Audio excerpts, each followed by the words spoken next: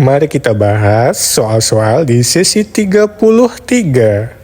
Yuk kita bahas soal nomor 1. Gambar bendera ini adalah gambar bendera negaranya Lebanon. Garis merah melambangkan darah yang tumpah untuk mempertahankan Lebanon serta keberanian para pejuangnya. Garis putih melambangkan kemurnian, kedamaian, dan salju di puncak pegunungan Lebanon. Pohon cedar hijau merupakan pohon cedar Lebanon atau Cedrus libani, simbol keabadian, keteguhan, dan harapan. Simbol ini juga sangat terhubung dengan tanah Lebanon dan sering disebut dalam kitab suci, menjadikannya simbol pemersatu bangsa. Yuk kita bahas soal nomor 2. Ibu kota Myanmar adalah Naypyidaw. Kota ini menjadi pusat pemerintahan dan dipindahkan dari Yangon pada tahun 2005. Naypyidaw berarti bandar diraja dalam bahasa Burma. Terletak sekitar 322 km di utara Yangon, ibu kota sebelumnya. Pusat pemerintahan dipindahkan dari Yangon ke Naypyidaw pada 6 November tahun 2005. Sebagai pusat pemerintahan Myanmar, Naypyidaw adalah lokasi Majelis Persatuan, Mahkamah Agung, Istana Kepresidenan, kediaman resmi Kabinet Myanmar, dan markas besar Kementerian Pemerintah dan Militer. Naypyidaw terkenal karena kombinasi yang tidak biasa antara ukurannya yang besar dan kepadatan penduduk yang sangat rendah. Yuk kita bahas soal nomor 3.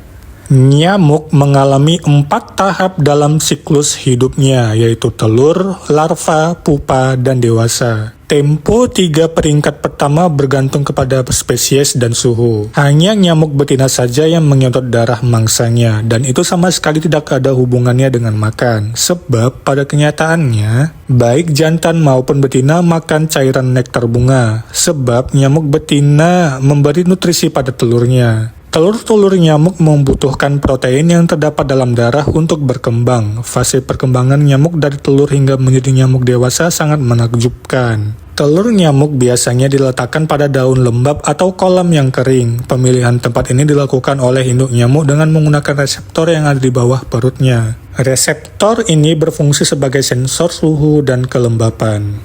Yuk kita bahas soal nomor 4. Setelah proklamasi kemerdekaan pada 17 Agustus 1945, Indonesia belum sepenuhnya lepas dari ancaman kolonial. Panitia Persiapan Kemerdekaan Indonesia atau PPKI membentuk sejumlah badan pada 22 Agustus 1945.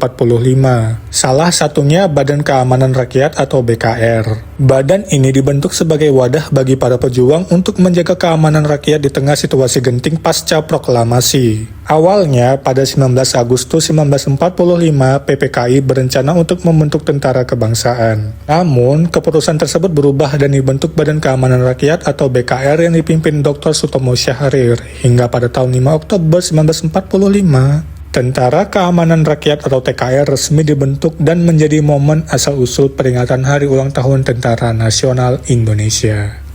Yuk kita bahas soal nomor 5. Kota Tangerang terletak di Provinsi Banten. Kota ini berada di bagian timur Provinsi Banten dan berbatasan langsung dengan DKI Jakarta di sebelah timur. Merupakan kota terbesar di Provinsi Banten dan terbesar ketiga di kawasan metropolitan Jabodetabek setelah Jakarta dan Depok. Tangerang dahulu adalah bagian dari Provinsi Jawa Barat yang sejak tahun 2000 memisahkan diri. Tangerang juga memiliki jumlah komunitas Tionghoa yang cukup signifikan. Banyak dari mereka adalah campuran Cina Benteng. Tangerang memiliki cuaca yang cenderung panas dan lembab, dengan sedikit hutan atau bagian geografis lainnya. Kawasan-kawasan tertentu terdiri atas rawa-rawa, termasuk kawasan di sekitar Bandara Internasional Soekarno-Hatta. Yuk kita bahas soal nomor 6.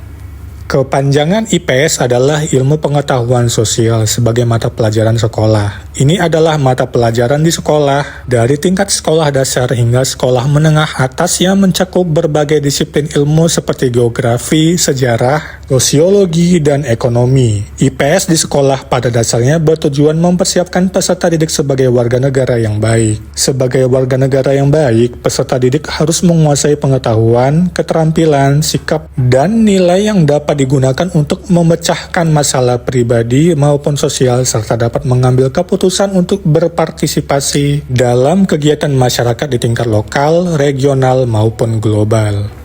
Yuk kita bahas soal nomor 7. Renminbi atau satuan mata uangnya disebut yuan adalah mata uang resmi Tiongkok. Uang ini dicetak dan diatur penggunaannya oleh Bank Rakyat Tiongkok. Dalam bahasa Mandarin, kata yuan berasal dari zaman dinasti Qing. Secara harfiah diterjemahkan menjadi benda bulat atau koin bulat. Istilah yuan untuk penyebutan nominal mata uang Cina sudah digunakan sejak lama, yaitu sejak era dinasti Tiongkok. Yuan terdiri dari uang koin dan uang kertas. Uang kertas terbesar adalah 100 yuan, diikuti oleh 50 yuan, 20 yuan, 10 yuan, 5 yuan, dan 1 yuan. Sedangkan uang koin yuan saat ini terdiri dari 0,01 yuan, 0,05 yuan, 0,10 yuan, dan 1 yuan.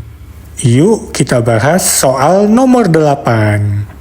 Pelat kendaraan dari kota Jakarta adalah dengan kode huruf B di awal. Kode ini digunakan untuk kendaraan yang terdaftar di seluruh wilayah Jakarta termasuk Jakarta Pusat, Jakarta Utara, Jakarta Barat, Jakarta Timur, dan Jakarta Selatan. Sebenarnya, kode B bukan hanya mencakup wilayah Jakarta saja, tetapi juga mencakup kota-kota yang ada di sekitarnya, mulai dari Bekasi, Tangerang, dan Depok. Jadi, kalau kamu melihat bermacam-macam kendaraan dengan plat B di luar Jakarta, bisa jadi itu berasal dari salah satu daerah penyangga ibu kota. Yuk, kita bahas soal nomor 9. Gambar di atas adalah gambar handuk. Bahasa Inggris handuk adalah towel. Yuk, kita bahas soal nomor 10.